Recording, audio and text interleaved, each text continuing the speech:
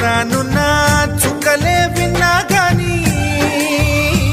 కదిలించలేదా కాస్త కూడా నీ మనసుని పరదాలు దాటి ఒక్కసారి పలకరించవేమి అందరినీ ఇలా వెంటపడి అడగాల సరదాగా నువ్వే ఎదురైతే సరిపోదా నిద్రపోతున్న రాత్రి నడిగా గుటికి చేరిన గువ్వల నడిగా